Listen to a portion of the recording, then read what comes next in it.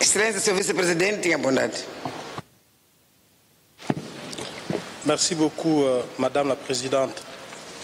De prime abord, qu'il me soit permis, au nom de l'Assemblée nationale de la République démocratique du Congo, de toute la délégation qui m'accompagne au mien propre, de féliciter Madame la Secrétaire générale pour le nouveau poste qu'il occupe.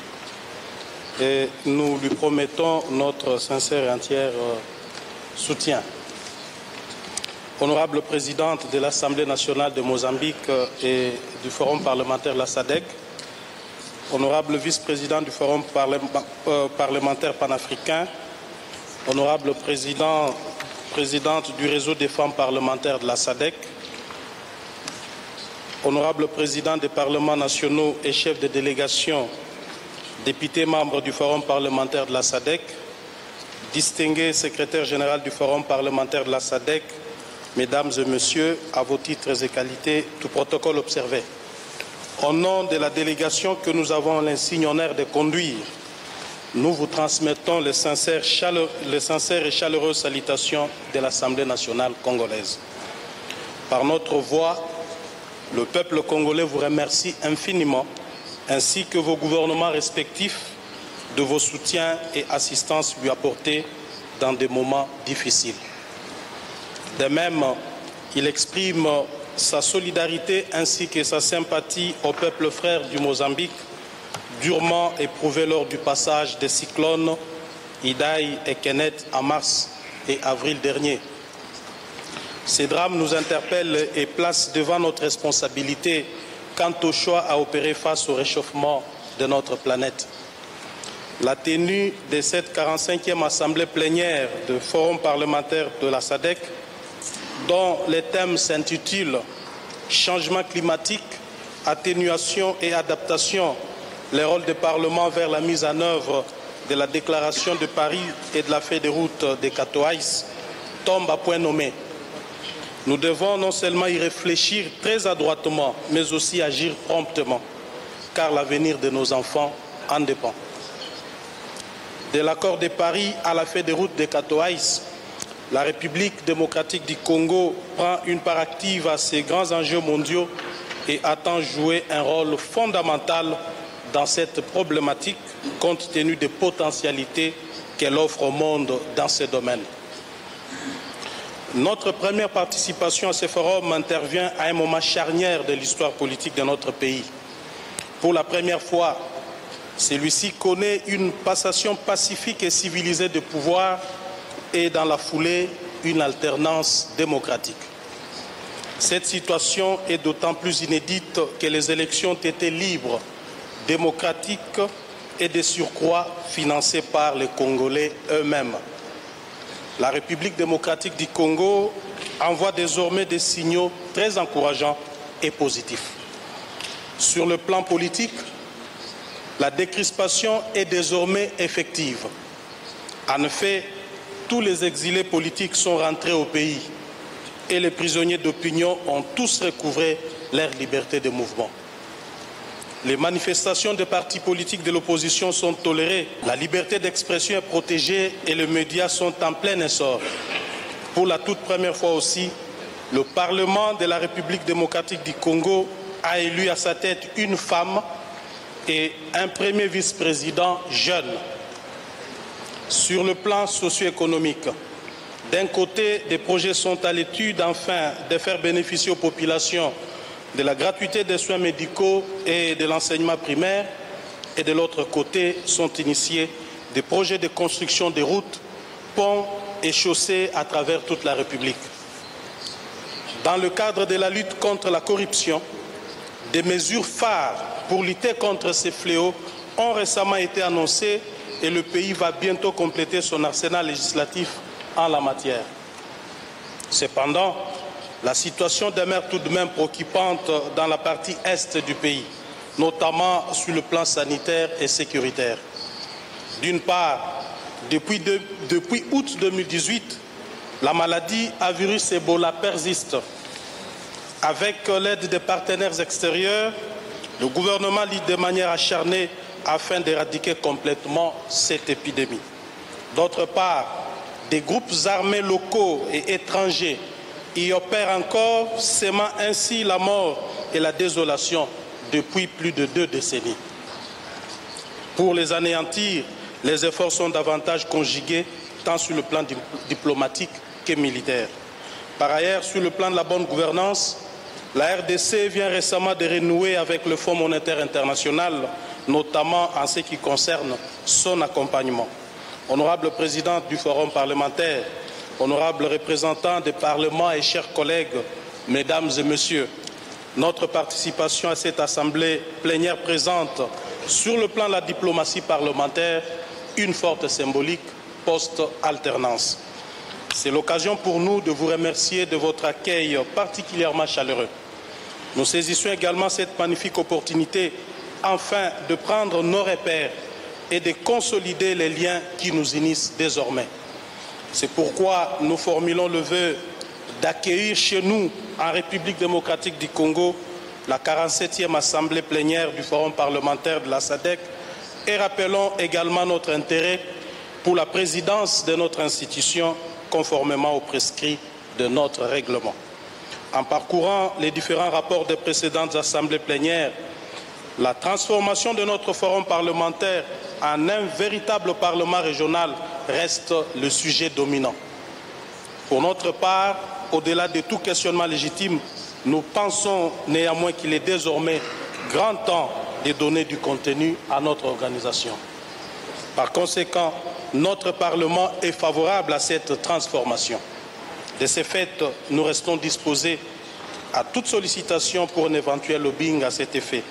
Voilà en quelques mots, honorable président, honorable présidente de l'Assemblée nationale de Mozambique et du Forum parlementaire de la SADC, honorables représentants des parlements et chers collègues, mesdames et messieurs, la quintessence de notre communication de ce jour.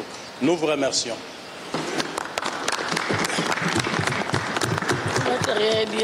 Muito obrigada, Excelência Vice-Presidente. Je suis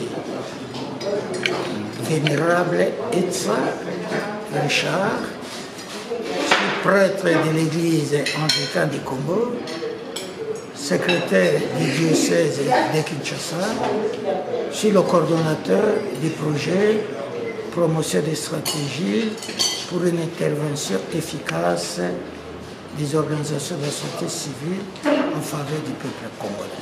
Quel est le but de cet atelier? Cet atelier, quel objectif? L'atelier est centré sur la présentation d'un projet d'EDI. L'EDI, ça veut dire une loi provinciale dans la ville de Kinshasa. Dans nos analyses situationnelles à Kinshasa, nous avons constaté qu'il y a absence d'une loi sur la gestion des érosions. Donc nous sommes nous-mêmes facteurs des érosions et en même temps victimes des érosions. Cela est lié à l'absence d'une loi.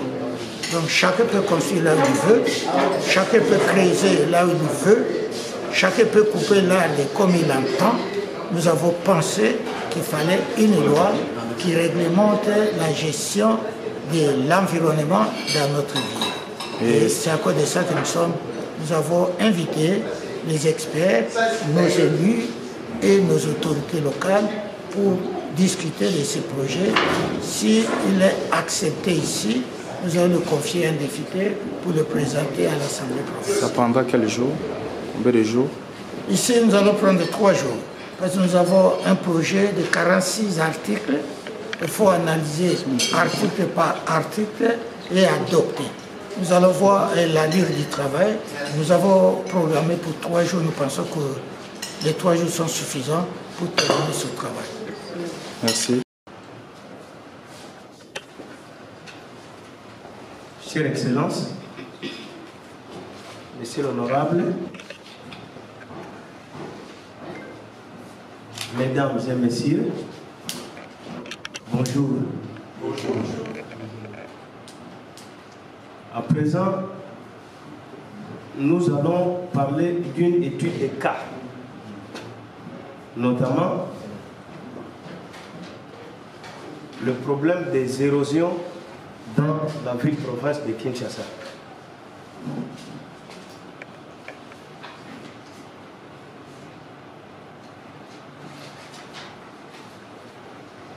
Je serai beaucoup plus pratique. C'est parce que les érosions, il faut en soi une certaine expertise pour amorcer ces problèmes-là.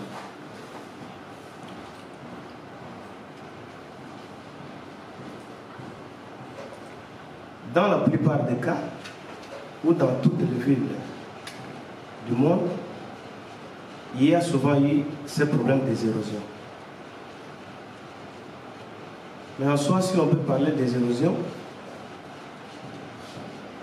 c'est lorsqu'on constate une partie de la terre qui est emportée, le sang et tout, c'est ça ce que nous, on peut appeler érosion. Et cette érosion ou ces érosions se font dans la nature ou dans l'environnement. L'environnement, c'est l'ensemble des vivants et des non-vivants qui sont en interaction mutuelle formant un tout. C'est ça ce que nous, on appelle environnement. Mais qu'est-ce qui se passe? Dans l'environnement, c'est l'homme qui est au centre. Comme il y a une citation qui dit « La nature a de la fièvre et l'homme en est le virus ». Donc, avec nos multiples actions, nous détruisons l'environnement. C'est pourquoi le cas échéant ici, la ville de Kinshasa,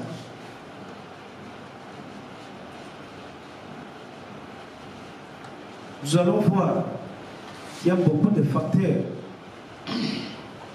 qui font que l'environnement urbain soit dégradé. Ces facteurs sont notamment la pauvreté, par exemple. Lorsque la population est pauvre, elle recourt à plusieurs pratiques. C'est ces pratiques-là qui font que l'environnement soit dégradé. L'absence relative à l'éducation environnementale. Lorsque la population n'a aucune notion sur l'éducation environnementale, c'est vraiment foutu. L'éducation environnementale, c'est ce que nous on appelle autrement l'éducation mésologique. Donc la population doit savoir qu'est-ce qu'il faut faire et qu'est-ce qu'il ne faut pas faire pour ne pas détruire l'environnement. Si on doit encore prendre l'exemple de l'augmentation spectaculaire de la population, si dans ces cas, nous évoquons carrément l'exode rural. Vous voyez que la population quitte le village pour les milieux urbains, croyant qu'ils vont là chercher comment trouver une vie aisée, mais c'est le contraire.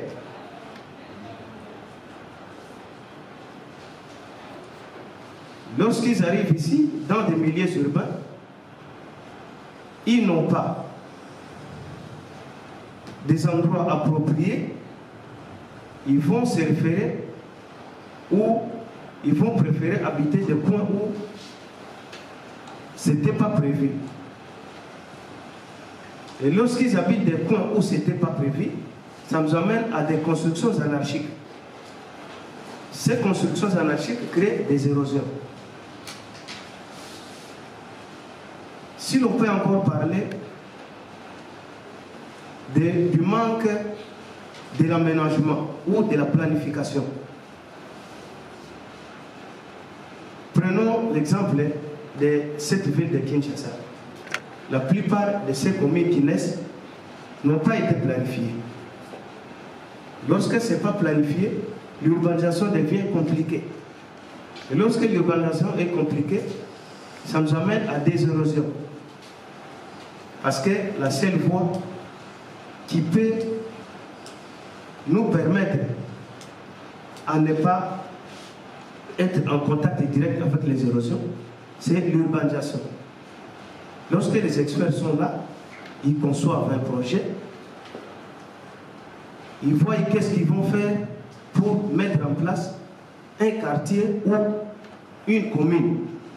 En tout cas, c'est tous ces problèmes, on n'en aura pas. Si l'on peut encore évoquer les problèmes de la mégestion des déchets. Cette mégestion des déchets, c'est ce qui nous amène à diverses pollutions. Comme par exemple la production de plastique. Le sol devient imperméable.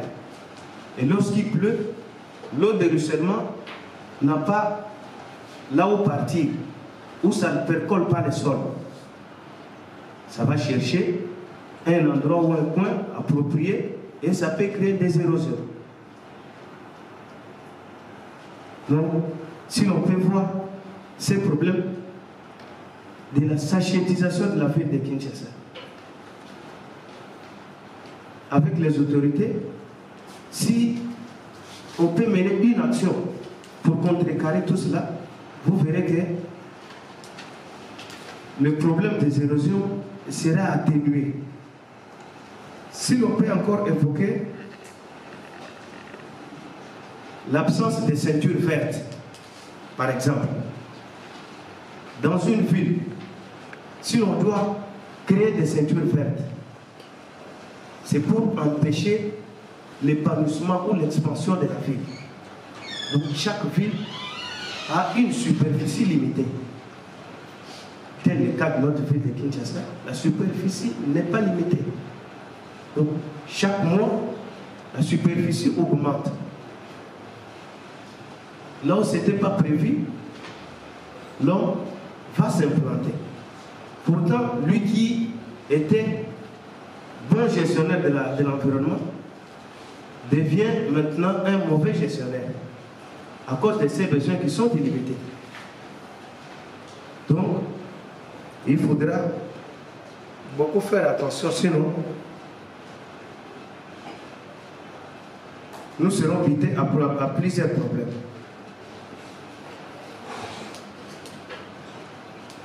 Nous allons encore parler ici du problème de la ruralisation de la ville de Kinshasa, par exemple. Il y a de ces familles-là qui ne vivent que de la petite agriculture. Et cette agriculture-là, ils vont chercher de l'espace. Et à force d'élaborer, à chaque moment, le sol devient nu. Le couvert forestier est dévasté. Donc, quand il pleut, il n'y a plus d'obstacles pour retenir les eaux de pluie et ça nous amène aux érosions. Tous ces problèmes, il faut les prendre avec beaucoup de précautions pour la survie de la population ou des populations que nous sommes en train de gérer.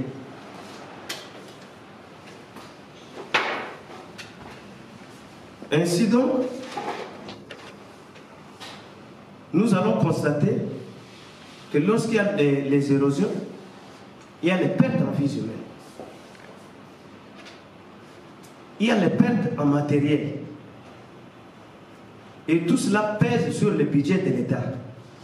Parce qu'une tête d'érosion, pour chercher à lutter contre ça, ça demande beaucoup de moyens. Nous devons chercher à ce que l'on lutte en amont, au lieu d'attendre l'aval, parce que l'aval, ça pèse beaucoup. Vous cherchez à lutter en amont, donner l'éducation relative à l'environnement, à toutes nos populations. Ainsi, on saura qu'est-ce qu'il faut faire pour empêcher les érosions.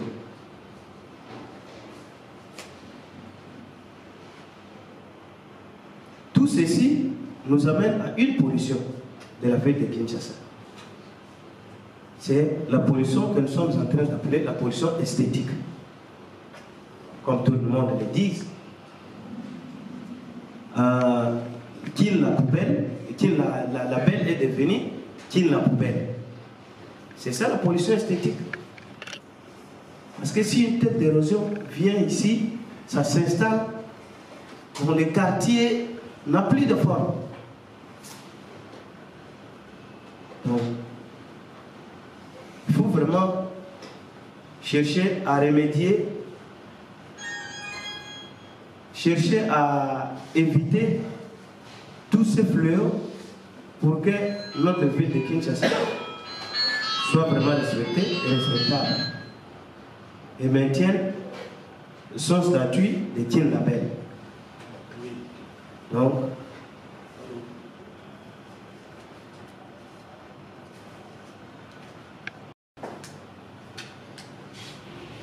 à chaque fois, il y a un problème de la pollution, on devra chercher à incorporer quelque chose sous forme de taxes des pollueurs-payeurs, par exemple. Celui qui pollue, il paye. Comme ça, ces taxes-là nous servent. Lorsqu'il y a érosion, on voit comment prendre l'argent qui vient de ces taxes-là pour compenser à la lutte anti-érosive. Ainsi, sur ce qui est de la réglementation ou sur ce qui est du volet juridique, c'est mon collègue Joseph Bahati qui va me compléter. Chers respectueux participants, bonjour encore une fois. Je suis Maître Joseph Bahati du COGESKI RDC. Ce matin, alors que j'apprêtais ma veste pour venir ici, un ami m'a demandé pourquoi on ne parle que des droits de l'homme et jamais des devoirs de l'homme. J'ai répondu à l'ami, c'est parce qu'à côté de chaque droit de l'homme, il y a toujours un devoir. Inutile donc de se répéter. Puis, il a rétorqué, par exemple, quel droit de l'homme qui a à son côté un devoir de l'homme? Je lui ai répondu, le droit à un environnement sain. Et il a poursuivi, quel genre de droit de l'homme s'agit-il?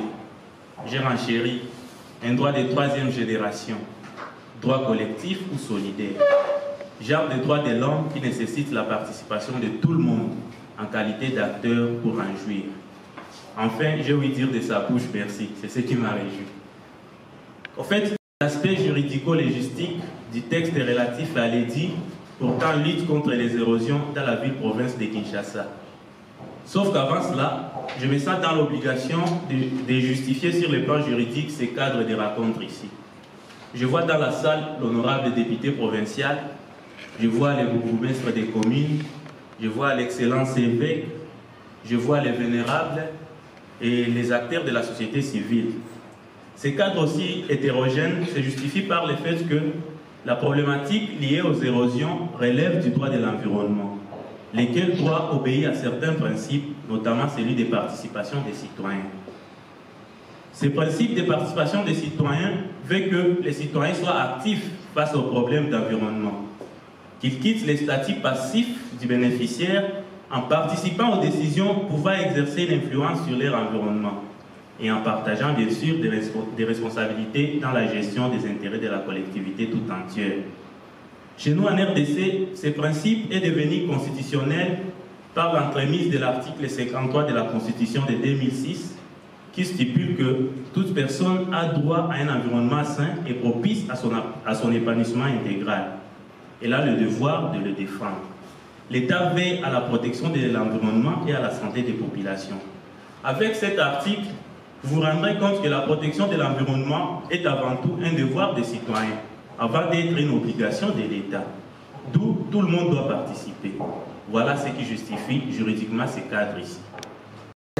Monseigneur l'évêque diocésain de Kinshasa, honorables députés, messieurs les bourgmestres des communes de Kisenso et de l'Ancele, Mesdames, Mesdemoiselles et Messieurs,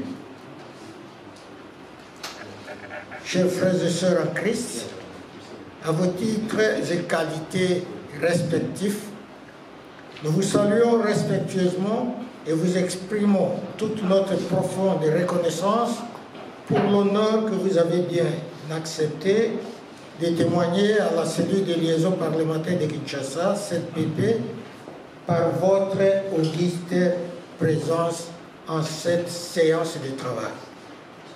En effet, la cellule de liaison parlementaire provinciale de Kinshasa est l'une des 3 structures par lesquelles l'Église anglicane du Congo, diocèse de Kinshasa, met en œuvre le projet de promotion des stratégies pour une intervention efficace des organisations de la société civile en faveur du peuple congolais, dans le cadre de son partenariat avec l'organisme britannique dénommé ChristianAid. Ce projet a été initié en 2015 par ChristianAid et la Commission épiscopale Justice et Paix de l'Église catholique romaine, après une enquête sur les capacités techniques des organisations de la société civile.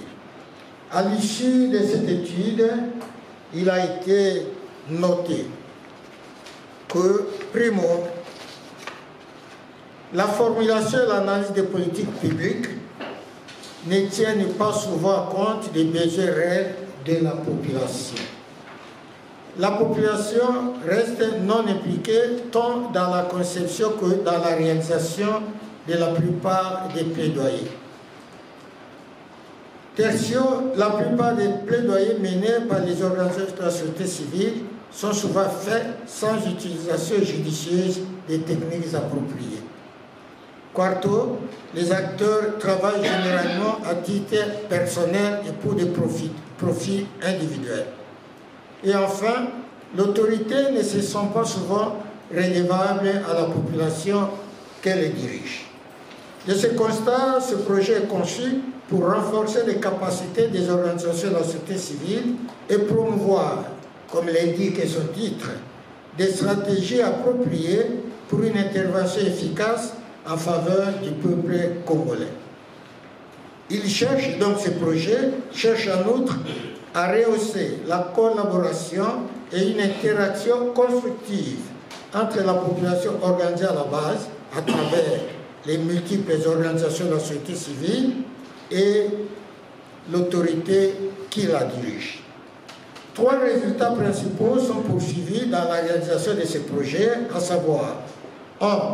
Confier l'action aux organisations de la société civile réellement opérationnelles et renforcer en capacité dans nos différentes communes. Créer des cellules de liaison parlementaire capables d'élaborer, de présenter et de suivre l'exécution des plaidoyers. Et enfin, établir un mécanisme concerté de suivi et de contrôle de l'action politique aux différents niveaux de gouvernance participative. Il s'agit ici de la recherche d'une réelle concertation entre le gouvernant et le gouverné en vue de l'amélioration de la vie du citoyen. Dans la poursuite de la réalisation des résultats escomptés, le projet mène les actions principales suivantes, notamment 1. La cartographie des organisations de la société civile, des autorités et élus locaux. 2. L'analyse des situations sociales de la population dans leur espace de vie. 3. L'élaboration des cahiers de charges à présenter à l'autorité et aux élus locaux. 4. Les actions de plaidoyer, de suivi et de contrôle citoyen. 5. L'échange et la vulgarisation des expériences, l'organisation des espaces de dialogue et d'échange. 6. La cartographie et l'analyse des politiques publiques et les mesures d'application. 7. Enfin, l'élaboration des projets de loi ou des mesures d'application. Dans sa première phase de mise en œuvre, ce projet a démarré le 15 octobre 2015, pour s'arrêter quelques mois plus tard au courant de l'année 2016. Il a donc connu ainsi un temps d'arrêt jusqu'au mois d'avril 2017. Dans la seconde phase de la réalisation du projet, il a été créé comme approche d'intervention un consortium de 3 églises, à savoir l'Église catholique romaine, l'Église anglicane du Congo et la communauté baptiste au centre de l'Afrique, qui se sont répartis les 14 villes de mise en œuvre opérant dans 12 provinces de la République démocratique du Congo. De son côté, l'Église anglicane du Congo intervient dans le projet avec 3 de ses 14 diocèses, dont le diocèse de Katanga, le diocèse de Mbuji-Mayi pour les 2 Kasaï et le diocèse de Kinshasa, qui nous réunit ce matin. S'agissant de son opérationnalité, le diocèse de Kinshasa mène les activités du projet dans 3 provinces, avec 3 cellules parlementaires provinciales, à savoir la cellule parlementaire de Bandundu, la cellule de Mbandaka et celle de Kinshasa qui nous réunit ce matin. Dans sa zone d'intervention, qui est l'ensemble de la ville de Kinshasa, la CNPP Kin évolue dans 5 communes expérimentales, notamment la commune de Lancelette, la commune de Kisenso, la commune de Lemba, la commune de Limete et celle de Kalamu, où elle exécute différentes activités de sa mission. Depuis plus d'1 année d'activité, la CNPP Kinshasa a tenu différentes réunions d'analyse sociale qui ont abouti à l'élaboration et la transmission des cahiers de charges à l'autorité municipale et urbaine de son rayon d'action, des tribunes d'expression populaire avec les autorités municipales et des entreprises publiques, à la présentation de suivi de plusieurs plaidoyers dont la plupart ont donné des résultats escomptés, des réunions pédagogiques avec les partenaires de mise en œuvre du projet, des rencontres tripartites et d'échanges avec les élus et autorités locaux, la cartographie et l'analyse des politiques publiques dans notre ville. Le constat fait, après l'analyse des politiques publiques, est que certains domaines de gestion de la ville de Kinshasa ne sont pas couverts et réglementés par des lois. Tel est celui de la prévention et de la gestion des érosions, où il y a absence totale de mesures préventives et curatives des facteurs promoteurs des érosions. D'où cette proposition de dire que la CNPP Kinshasa soumet, honorable et messieurs les bourgmestres, à votre analyse en vue de son appropriation par le panel des honorables ou par un député provincial présent dans cet atelier pour sa présentation par eux à l'appréciation de l'Assemblée provinciale et sa soumission à la promulgation par le gouverneur de notre ville-province.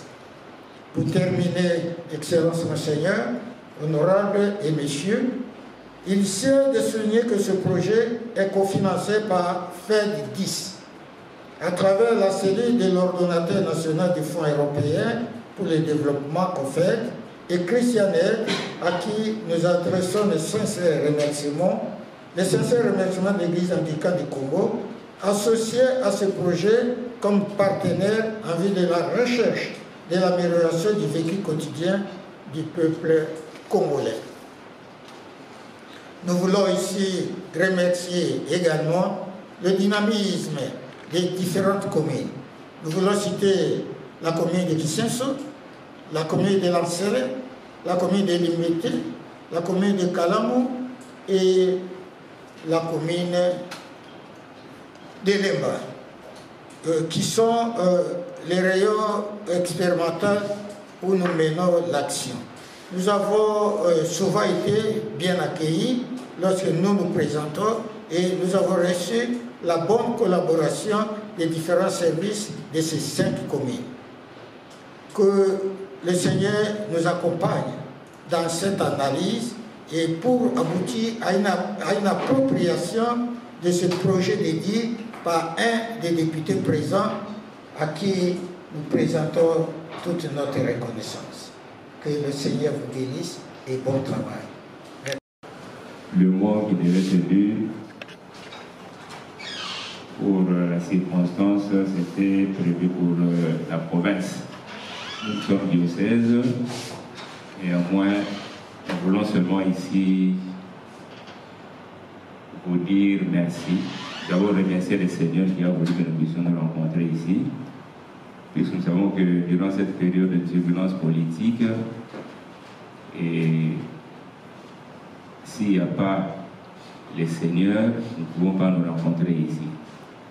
Et le Seigneur a voulu que nous puissions nous rencontrer, nous ne pouvons que lui dire merci. Et je voudrais ici remercier particulièrement les autorités municipales qui sont venues pour cette rencontre. Nous remercions également les membres de la cellule parlementaire de Kinshasa qui ont su organiser cette rencontre et aussi les cellules des noyaux communaux qui sont ici. Nous savons qu'actuellement, nous avons un grand défi de l'environnement. Et dans ce cadre ici, nous nous sommes réunis grâce à Christianed qui fait que nous puissions nous rencontrer dans le cadre de la gouvernance participative. Et nous, comme diocèse, nous avons été choisis pour que nous puissions accompagner ce grand programme de la gouvernance.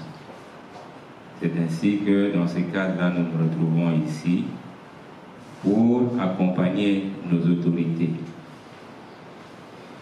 C'est-à-dire que on a remarqué que souvent les autorités qui sont élues ne sont pas en contact avec la base. Et pour permettre à ce que les autorités puissent intervenir selon la volonté de ceux qui les ont élus, il faut qu'il y ait une relation entre ces autorités et la base. L'action, une interaction entre ces autorités et la base. C'est ainsi que dans l'accompagnement, nous avons été choisis pour accompagner ces autorités. Et c'est dans des cadres que nous sommes ici pour réfléchir et surtout pour le développement, plutôt le défi de l'environnement.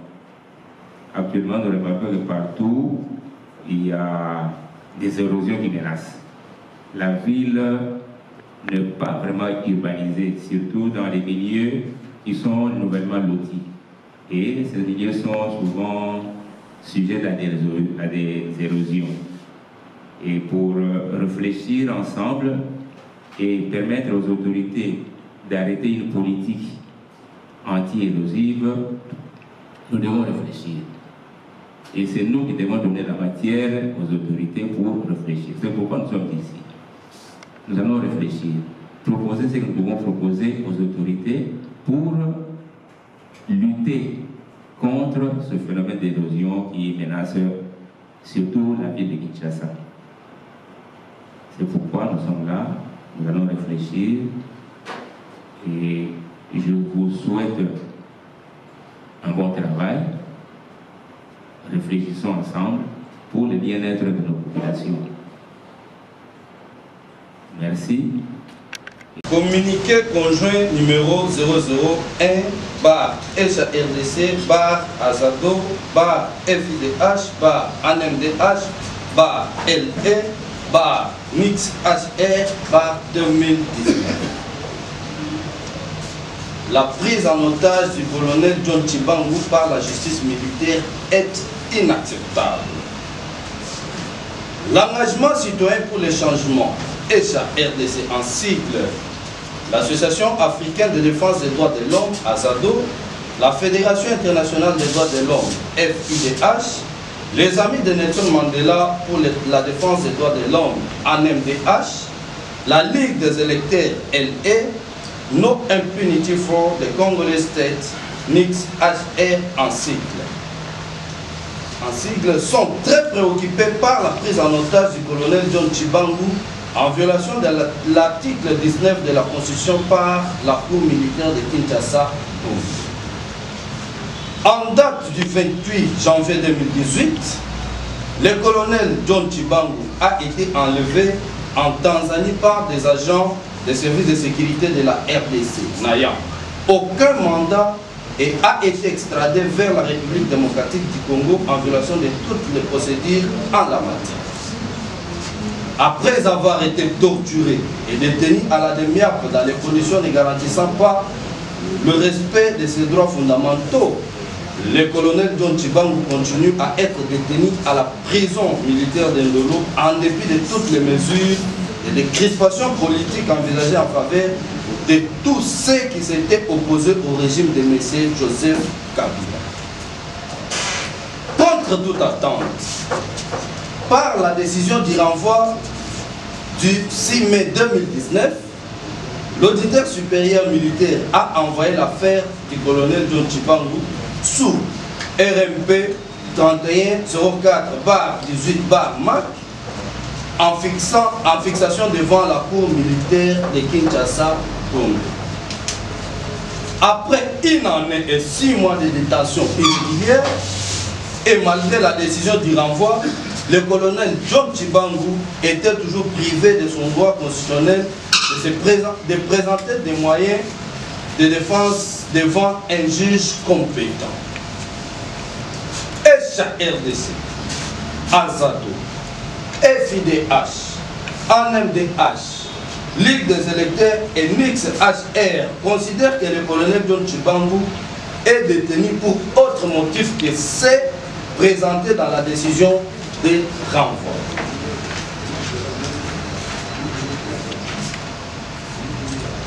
Les organisations signataires du présent communiqué se demandent comment quelqu'un à qui le président de la République avait ordonné la libération soit toujours maintenu en détention. Face à ce qui précède, les organisations signataires recommandent ce qui suit. Au président de la République, 2.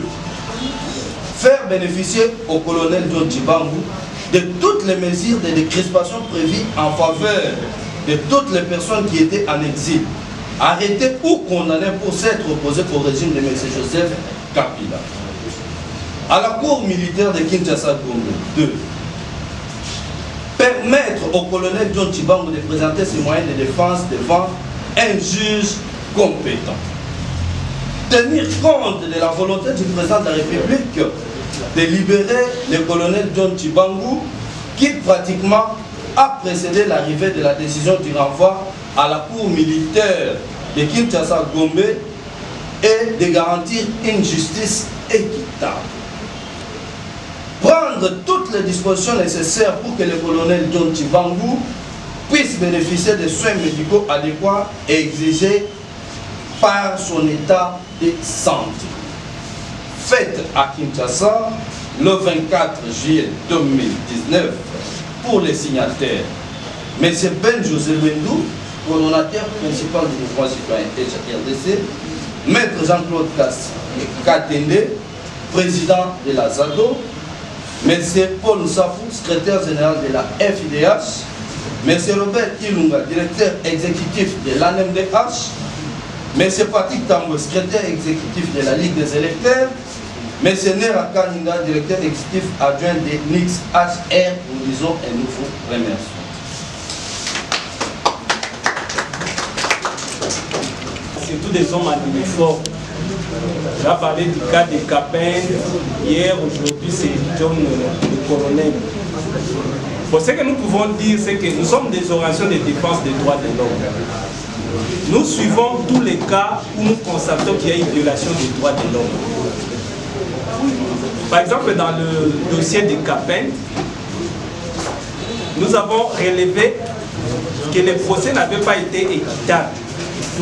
C'est ce qui a fait que nous puissions lever notre ton pour faire des bruits, de manière à ce que ces gens-là soient rétablis dans leurs droits. Et par rapport au dossier du colonel aussi, c'est le même constat qui a été fait. D'ailleurs, les conditions dans lesquelles il a été pris au niveau de la Tanzanie, il a été pris par des agents des services de sécurité de notre pays qui l'ont pris sans mandat ni droit. Alors que par rapport à l'extradition, il y a une procédure qu'il faut respecter. Donc quelque part, il y a une violation des droits de l'homme. Et nous l'avons relevé aussi dans le communiqué de presse par rapport à l'article 19 et l'article 18 aussi, qui consacre à ce que toute personne qui est arrêtée ou détenue, que cette personne puisse être présentée devant son juge naturel. Et dans les cas précis, vous constaterez avec nous que ça fait déjà 1 année, 6 mois que le colonel John est en détention et qu'il n'a jamais vu son juge naturel. Donc pour nous, nous disons que ce délai est largement dépassé. Mais nous nous réjouissons déjà parce que le procès déjà commence demain.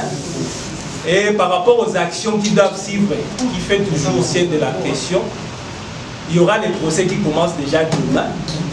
Nous allons aller au procès. Nous vous invitons aussi à être nombreux pour couvrir ces procès-là. Et nous allons présenter les moyens de défense de manière à ce que le colonel puisse avoir la liberté. Nous avons.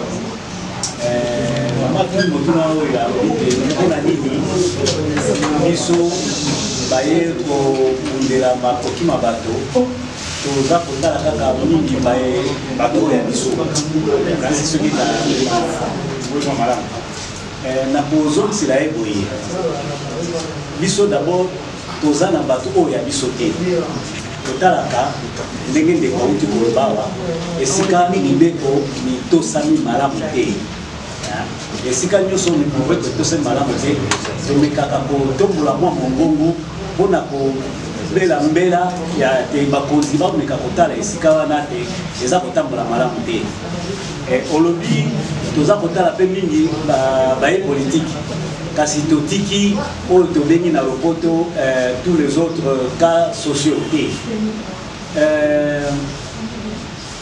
bozali bwa biso lokola organisation lokola lingomba ezali mingi mpona mayematali social nakanisi makambo etali social ezali ebele tokoki kotala nyonso mbala moko te tokokoka pe te yango wana totalaka mingi oyo eza na mwa motuya soki bolandi malamu bokomona baninga na biso basusu lelo oyo bamekaki mpe kotombola mwa mongongo mpona kosala mbela epai ya basénateur bameka kopona moto oyo asengeli na ebongo ya bokonzi ya Sénat totalaka nyonso mpe tomekaka kotala oyo tomoni ke ekoki kozala na mwa motuya nde yango tosalaka mbela likolo na yango.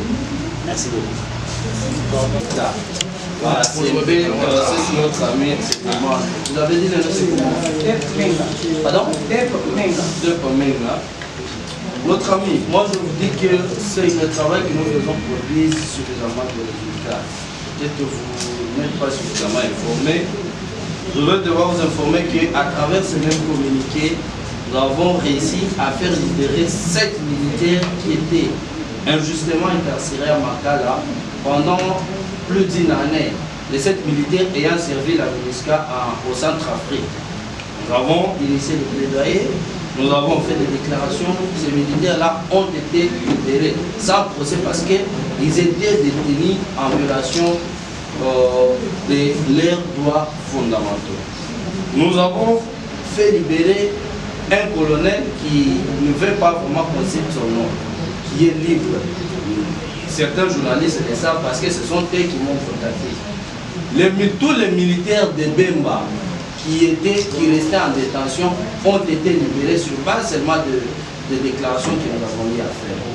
Donc, si aujourd'hui nous sommes intéressés au cas Tchibangu, c'est parce que nous avons senti qu'il y a un cas de violation des droits de l'homme. C'est ce qui nous intéresse. Le reste, ce n'est pas notre problème. Donc, ce que nous sommes en train de faire, demain nous reviendrons encore ici pour, si jamais le président de la République intervenait, ce que nous souhaitons d'ailleurs, pour les remercier pour avoir libéré Tchibang. Parce que nous y croyons. Ne vous inquiétez pas, le travail que nous faisons, c'est un travail de fond. Et les résultats sont visibles. Sur ce, l'activité aura 3 étapes. La première, ça sera la lecture de la déclaration en français par Ludovic Kalengai, qui est membre du collectif. Et le résumé sera fait en lingala par Delorme Kochi, qui est aussi membre du collectif. Et la deuxième étape sera le jeu de questions des journalistes qui se fera en 2 séries. La première série comportera 3 questions qui seront bilingues et ensuite la deuxième série, il y aura aussi 3 questions. Et enfin, il y aura la 3e étape qui sera réservée aux interviews. Mais nous tenons aussi à préciser que s'il y aura des questions appropriées sur le procès de Rossi, il y a un avocat qui est membre de ce collectif qui aura le temps de répondre aux questions qui seront liées au procès de Rossi. À présent, nous commençons avec la première étape qui est la lecture de la déclaration. Justice pour Rossi. Nous, défenseurs des droits humains, activistes engagés dans la lutte contre l'impunité, exigeant la justice pour Rossi Tshimanga, déclarant ce qui suit. Le comité des laïcs de coordination CLC en sigle, agissant en fonction de l'opiniâtre des évêques de la conférence épiscopale nationale du Congo, SENCO, en sigle stipulant jadis que Joseph Kabila avait porté en torse à l'accord politique de la Saint-Sylvestre du 31 décembre 2016, alors que ce dernier était une voie d'atténuer l'impasse politique qui prévalait dans le pays. Cependant, la non-application manifeste de l'accord de la Saint-Sylvestre, le CLC avait initié plusieurs marches pacifiques et non violentes dans toutes les provinces de la République à travers les différentes paroisses qui sont comprises dans les différentes archidiocèses pour réclamer la mise en œuvre effective et intégrale de l'accord SUS évoqué. Plusieurs témoignages révèlent que la police avait réprimé inhumainement par des gaz lacrymogènes et des tirs à balles réelles, des disparitions, d'atteinte d'intégrité physique au droit à la vie et la sûreté des personnes dans plusieurs exécutions sommaires ou des assassinats prémédités à la sortie des messes. Pourtant non armés, mais portant des crucifixes, des bibles, des chapelets, en scandant des chants chrétiens catholiques, particulièrement ceux vénérant la Vierge Marie. Par ailleurs, les informations recueillies attestent que la répression de la manifestation avec usage excessif et disproportionné de la force à l'endroit des manifestants pacifiques avait fait plusieurs morts, dans lequel le premier conseiller fondateur du collectif 2016, M. Rossi Mukendi, lâchement abattu avec 2 balles à la poitrine dans l'enceinte de la paroisse Saint-Benoît, qui succomba suite à l'hémorragie interne. Selon les témoignages recueillis sous anonymat, le major Karine Lokeso, commandant du bataillon escadron mobile du Moamba, serait elle-même auteur de l'assassinat. Sur ce, 1. Implorant l'implication du président de la République et magistrat suprême, son Excellence M. Félix Antoine Tshisekedi Tshilombo, à nous accompagner dans le dossier judiciaire lié à l'assassinat de Rossi Mukendi Tshimanga. Demandant que justice soit faite, conformément aux vœux de l'instauration d'un état de droit et de lutte contre l'impunité sous toutes ses formes. 3. Exigeant la mise en examen immédiate et sans condition de l'officier Karine Lokeso et consorts, pour qu'elle puisse répondre devant la justice au regard des accusations que pèsent sur sa personne. 4. Exigeant aux personnes qui se permettent sans mandat du peuple de négocier sur la formation du gouvernement afin que le ministère de la Justice, sans condition aucune, revienne au président de la République, magistrat suprême et garant de la nation, pour que le principe d'un état de droit ne souffre d'aucune application dans son pilier justice. Afin que tous les commanditaires des crimes odieux et de sang commis sur les paisibles citoyens manifestants chrétiens répondent de leurs actes devant la justice, commençant par la dame Karine Lokeso, auteur de l'assassinat de l'activiste de droits de l'homme Rossi Tshimanga. 5.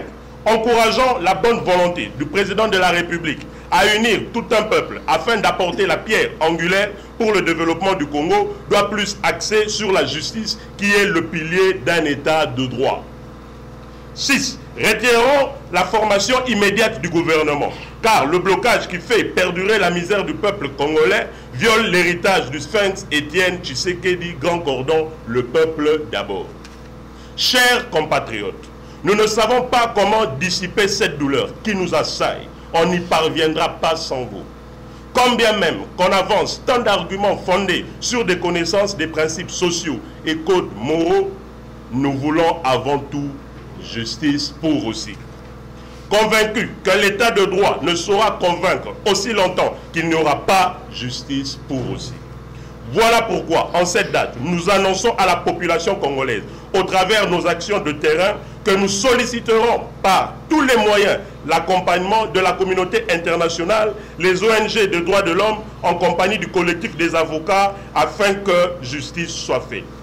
Que vive la jeunesse congolaise, Kinshasa, le 24 juillet 2019. Je dis et je vous remercie. Lelo ezali pona dossier etali Rossi Mukendi. Babomaye lolenge nini. Tokoki kosepela te biso activiste tolobela makambo ntambo mwamba akoma candidat na Sénat to akoma président ya Sénat sans toutefois ayebisa biso esika nini tokomi na dossier ya Rossi Mukendi. Rossi Mukendi akufaka na liwa o babetaka ye masasi epai ya empereur o tobengi empereur Kabila. Aboma ya koboma poto bandaki kotelemela pouvoir na ye ekendeti komisango royaume. Tolobaka te alternance ezala. Yo mokonzi ya mboka Félix Tshisekedi Tshilombo. Toko benga te komi régime ya Tshisekedi lolenge nini soki justice eza kosala matin na mboka na yo. Soki toza koyeba te lolenge nini dossier ya Rossi Mukendi ekomi bato bamomaka Rossi Mukendi. Toko monaka Karine Mubomi akosalaka musala na ye à l'aise akomenasaka lisusu ba activiste mususu alobi akoboma e bakosala na ye eloko te. Eloko nini ekopesa biso pouvoir ya kotelema pe liboso batu tokolobaka ke régime changea. Message toza nango lelo ezali ya tolingi justice ya Rossi Mukendi esalema ndenge esengeli bakoblokaka yo président de la République tokosengaka yo pe tobundaka na yo lolenge moko ensemble tozalaka na ba marche nyonso oyo ndeko Rossi Mukendi babomaka ye pa Kabila koboma tokosengaka boye tolingi justice ezala bato babomaka Rossi basamba bazala bakangami mukolo wana nde tokosepelaka ke alternance salema na mboka toko lancer message na peuple congolais nyonso mokolo ya dimanche oyo babongisi ya élection ya ba président ya Sénat tokotikaka 1 minute te samedi tokotikaka 1 minute te ndeko Tambwe Mwamba aleka azala élu to a participé na ba élection wana soki to yebi évolution ya dossier ya Rossi Mukendi te. Biso nyonso bilenge nyonso ba mouvement citoyen soki to sangani lelo ezali pona justice ya Rossi esalema soki to zoloba état de droit to koki koloba état de droit te lelo soki totali passé te. C'est le passé qui définit le présent. Bandeko baloba français, c'est le présent qui définit le futur. Le lendemain tokoloba présent sans toutefois total à passer. Bien sûr, tokotambola kana Kabila, biso tozali conflit personnel na Kabila te, tozali pe conflit personnel na ndeko Tambo Mwamba te. Bien que Akimaka Mouze pour rejoindre pour créer rébellion contre la RDC. Tozali wana te azali ndeko tokolimbisa kaye tangu nyonso. Na condition ayebisa biso évolution à dossier ya Rossi Mukendi et comme niveau nini. yango message ozalaki nango lelo pona kolakisa bino que samedi élection et kozala te lokola ndeko Gentini Ngubila menace ezali ebele azo violer constitution azo loba na biso il faut informer 8 jours avant en tant que constitution ezoloba il faut informer 2 jours avant 48 heures avant c'est 2 jours on a hier amoni lokola yumbi kuna akoya koboma ndenge asalaka ba crime ebele la yumbi azoya nango awa la Kinshasa pona ko intimider biso lokola ba pesiye na récompense esika azali wana to sepelaka na yete mais lelo azo menacer ba activiste mais to kola kisayete Kinshasa ezali yumbi te samedi élection atinda ba soda na ye Kabila tindaka police FARDC moura batuna ye nyonso suka suka lelo azali lisusu mokonzi ya mboka te samedi tokozala ebele élection ekosalema te sans toutefois expliquer biso dossier ya Rossi Mukendi na bandeko nyonso oyo bakufaka pendant période oyo tobandaki koluka alternance neti bashebeya na bandeko nyonso oyo boyebi na bandeko na biso ya yumbi tolobi wana epi tosoki merci. C'est de se cacher derrière les institutions pour qu'ils puissent prétendre être intouchables. Alors voilà pourquoi la jeunesse congolaise ainsi que tous les activistes de toutes tendances confondues voudront faire obstacle à cela.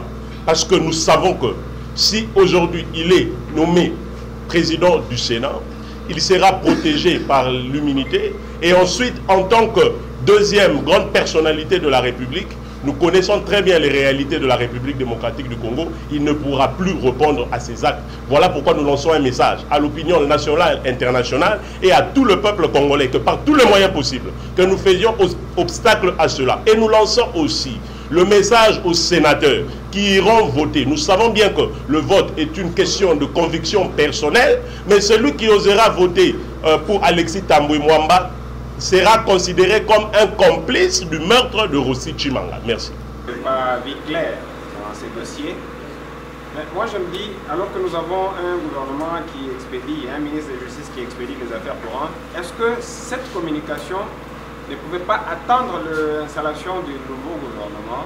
Peut-on déduire que c'est un acharnement contre la candidature de Tambwe Mwamba au Sénat? J'aimerais ici d'entrée de jeu rappeler que je ne suis pas le coordonnateur du collectif des avocats dans l'affaire de Rossi Chimanga, mais par contre, je suis un des avocats du collectif et dans la plupart des cas, en dehors de maître Richard Bondo qui dirige pratiquement le collectif, je suis la personne qui y est souvent donné des éléments par rapport à ces dossiers. Comme vous êtes tous sans l'ignorer, dans ce dossier, il y a eu plusieurs éléments que nous avions relevés. Plusieurs éléments, pourquoi? Parce que vous savez qu'il n'y avait qu'un seul prévenu qui avait été traduit devant les juges militaires. Pour votre information, en procès devant les juridictions militaires, nous n'avons vraiment pas la possibilité de saisir directement les juges comme nous en avons le moyen devant les juges de droit commun, par la procédure que nous appelons citation directe. Ça veut dire que pour qu'une juridiction militaire ne soit saisie, il faut que l'affaire quitte obligatoirement par le parquet. Et le parquet qui avait la charge de l'instruction du dossier Rossi Mukendi, ou de la mort de Rossi Mukendi au niveau de l'instruction préjuridictionnelle, c'était l'auditorat militaire des garnisons de Kinshasa-Matete.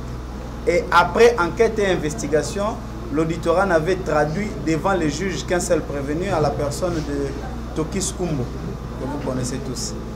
Alors, à l'évolution du dossier, vous savez tous que Rossi est mort d'une balle réelle. Et que lors de cet événement, il était question que les éléments de la police ne fassent usage que des balles blanches ou des balles non létales. Mais que Rossi Mukendi était mort d'une balle réelle. Et qu'en cours de l'exécution du procès ou en cours de l'instruction du procès, l'arme saisie entre les mains de Tokis Kumbo Gérard était une arme de type AK, mais avec un chargeur contenant des balles non létales. Ça veut dire des balles qui ne pouvaient pas donner la mort. Des balles en caoutchouc. Alors, et a été traduit devant les instances judiciaires avec cette arme et ces munitions non létales qui ne peuvent pas donner la mort. Vous comprenez que si nous avions avancé avec ces dossiers, avec la logique selon laquelle une arme et une balle non létale ne peut pas donner la mort, automatiquement nous étions en train d'aller vers l'acquittement du prévenu qui avait été traduit devant les instances judiciaires. Et que nous, en tant que techniciens, nous n'avons pas voulu finir ce procès dans ces conditions-là. Aussi longtemps que les procès-verbaux dressés attestaient que parmi l'équipe qui était descendue sur terrain, en l'occurrence l'équipe du commissaire supérieur adjoint Karine, il y avait certains des éléments qui étaient en détention ou qui possédaient des balles réelles. Et que cela n'avait pas été traduit comme prévenu dans cette cause, mais par contre comme renseignant. Et que comme il n'y a pas possibilité de changer la qualification de quelqu'un ou de celui qui comparait comme renseignant en prévenu, nous avions jugé bon que nous puissions soulever une exception d'inopportunité de poursuite dans les chefs de Tokis Kumbo ou inconstitutionnalité de poursuite. Vous allez lire l'article 17 de la Constitution qui dit que nul ne peut être poursuivi pour des faits commis par une autre personne. Et que nous avions pensé que les poursuites diligentées à l'égard de M. Tokis Kumbo Gérard étaient inconstitutionnelles parce qu'il était clair que ce n'est pas lui qui avait tiré et ce n'est pas lui qui avait donné la mort à Rossi Tshimanga sur base des éléments du dossier. C'est ainsi que ce dossier a été envoyé à la Cour de cassation, excusez-moi, à la Cour constitutionnelle pour que celle-ci puisse analyser l'opportunité ou les moyens que nous avions soulevés ayant trait à l'inconstitutionnalité des poursuites si ce moyen devait être déclaré fondé. Et que vous savez que nous avons tous connu un peu un programme surchargé au niveau de la Cour constitutionnelle avec les contentieux électoraux, ce qui avait fait que ces dossiers n'avaient pratiquement pas connu encore une instruction au niveau du juge de la Cour constitutionnelle, vu la charge qu'ils avaient pour les contentieux électoraux. Mais dans l'entretemps, qu'est-ce que nous avons fait? Nous avons initié une autre plainte au niveau de l'auditorat général où nous avons nommément cité tous ceux pour nous qui pouvaient être de loin comme de près auteurs, soit matériels, intellectuels de la mort de Rossi Mukendi. Parce que pour répondre pénalement devant un juge, vous devez être soit auteur intellectuel, soit auteur matériel. Auteur intellectuel, c'est celui qui peut avoir donné des ordres, qui peut avoir amené ces éléments sur terrain et qui peut avoir donné des ordres et que les conséquences en sont arrivées. L'auteur matériel, c'est la personne effectivement qui a commis les forfaits ou qui a donné la mort. Donc nous avions fait une plainte nominative à la différence de la première plainte qui avait saisi le parquet, qui avait saisi l'auditorat de Matete, qui était une plainte contre inconnu. Ça, c'est une nuance qu'il faut relever. La plainte sur base de laquelle la procédure avait été diligentée, c'était une plainte contre inconnu parce qu'on avait cité personne. Mais par contre, la seconde plainte que nous avons initiée, que le collectif des avocats de la famille Rossi Mukendi a diligenté au niveau de l'auditorat général, c'est une plainte nominative et que c'est sur base de cette plainte qui d'ailleurs est en train d'être instruite. Je pense que nos clients ont été tous entendus sur procès verbal. Les enquêtes sont en train d'être menées au niveau de l'instruction. Je vais vous rappeler que l'instruction préjuridictionnelle a un caractère secret et que par devers la presse, je ne suis pas censé livrer les secrets ayant trait aux informations au niveau préjuridictionnel de cette seconde plainte que nous avons à adresser. Donc ici, le moment est mal choisi pour que je vous dise les noms des personnes que nous avons traduites devant la justice, mais ces personnes sont connues, vous pouvez déjà les imaginer. Nous avons saisi l'auditorat général parce que dans le groupe de personnes que nous avons citées, il y a un officier général et que sur base de la compétence au niveau ayant trait à son grade, Donc nous avons directement saisi l'auditorat général, ensemble avec tous les autres éléments, jusqu'à l'élément le moins gradé. Et je pense que c'est une plainte qui doit avoir d'innocité. Donc voilà, de manière ramassée, le premier dossier qui avait déjà connu une instruction a connu une surséance en attendant que la Cour constitutionnelle se prononce sur l'inconstitutionnalité des poursuites diligentées à l'égard de M. Tokis Kumbo, et que la deuxième procédure, c'est la plainte que nous avons initiée au niveau de l'auditorat général. Voilà de manière ramassée comment je peux vous faire un briefing sur l'évolution du dossier Rossi Mukendi Chimanga. Merci. Oui, bonjour. Vous suivez de près les dossiers de Rossi Chimanga. Est-ce que pouvez-vous nous dire si réellement il y a une main noire qui fait en sorte que l'auteur intellectuel ou matériel jusque-là n'est pas encore poursuivi? C'est comme s'il est protégé. Est-ce qu'il y a une main noire derrière ce dossier? Vous savez, en tant qu'avocat, il y a des concepts que je n'approuve pas parce que j'ai déjà vu des grandes personnes, des personnes de renommée sur les plans national comme international être traduits devant les instances judiciaires. Donc, peu importe la qualité de qui que ce soit, tout le monde est redevable devant les instances judiciaires. Par rapport à la main noire, moi je dis non, il n'y a pas de main noire, seulement il y a une procédure qui avait été initiée qui, en ce qui nous concerne, ne nous était pas favorable. Pourquoi? Parce qu'avec les éléments que nous avions à notre disposition, il y a ceux qui devaient répondre pénalement, mais qui n'ont pas répondu, qui n'ont pas été sur les bancs des accusés. C'est comme ça que nous avions voulu faire la procédure comme elle se devait, pour que ceux-là, ceux qui sont réellement les auteurs de cette infraction, de cette incrimination, de meurtre à l'égard de Tokis et à l'égard de Rossi Mukendi Chimanga, puissent répondre. Donc, attendez, vous allez voir, à l'issue de la procédure que nous avons initiée au niveau de l'auditorat général, certainement, tout ce que vous pensez être protégé, tout ce que vous pensez être comme étant des mains noires n'existera pas. Et surtout, je vais vous rappeler que l'actuel président de la République milite contre la corruption, milite contre, veut que nous ayons un réel état de droit. Et pour que nous ayons un état de droit comme il le faut, tout doit passer par les instances judiciaires. Voilà. Maître, dans la deuxième plainte que vous aviez initiée, vous avez énuméré au moins, il y a 10 têtes. Pratiquement, oui. Bien que vous n'avez pas cité les noms. Oui. Est-ce qu'en tant que maître avocat dans les dossiers, vous pouvez rassurer la population qui vous suit que certainement vous avez des éléments, vous avez des preuves qui feront en sorte que les auteurs soient certainement criminels? Les éléments, nous ne les avons pas inventés. Nous vous avons dit qu'il y a une procédure préjuridictionnelle qui avait été initiée dans le cadre du premier dossier qui avait été traduit devant le juge militaire. Et c'est sur base des procès-verbaux. Donc les procès-verbaux sont des actes authentiques dressés par des officiers compétents.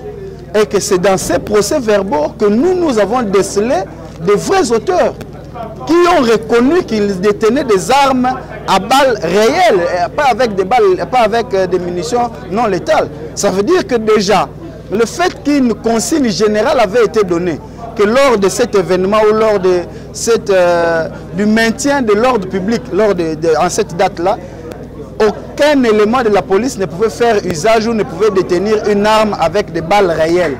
C'était une consigne générale donnée à tous les éléments de la police. Et que si dans l'équipe qui avait accompagné le major Karim, il y avait des gens qui avaient des balles létales, ça veut dire que ces gens devront répondre d'abord par rapport à ce qui concerne la violation des consignes, qui fait qu'on ne pouvait pas détenir des balles réelles dans une opération censée être pacifique. La dernière question, maître, parce qu'on doit vous laisser partir. Vous savez que la légitimité de la justice, on la retrouve dans la confiance dont on place dans la justice. Est-ce que les collectifs des avocats dans ces dossiers, ils ont confiance à la justice congolaise? Non, ils ne peuvent que faire confiance à la justice congolaise. Ils n'ont pas de choix. Parce qu'ils sont venus auprès de cette justice pour espérer la réparation des préjudices, eh bien, ils n'ont que cette latitude-là de faire confiance à la justice. Et moi, en tant qu'avocat, en tant que maître de procédure, je rassure au collectif des avocats, je rassure à mes clients, en l'occurrence la famille de Rossi Mukendi Chimanga, que tôt ou tard, la justice dira le bon droit et les vrais coupables répondront devant les bancs des accusés. C'est au juge de voir si les éléments que nous allons leur apporter seront suffisants ou pas.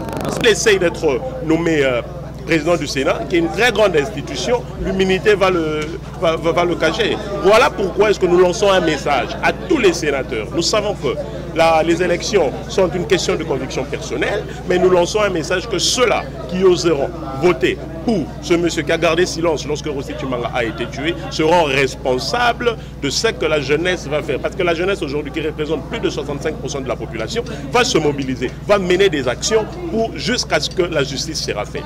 Merci. Vous avez mené des actions, vous avez prévu encore d'autres actions pour mener?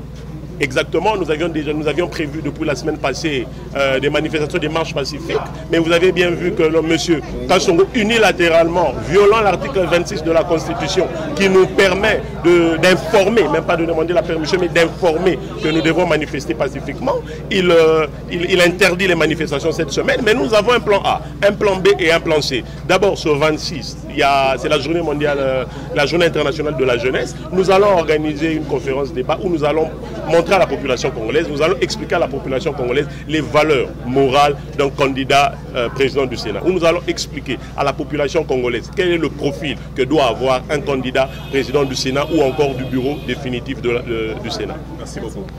Biso activiste et mouvement citoyen, tozali la conflit personnel dans Tamboumo Mbaté.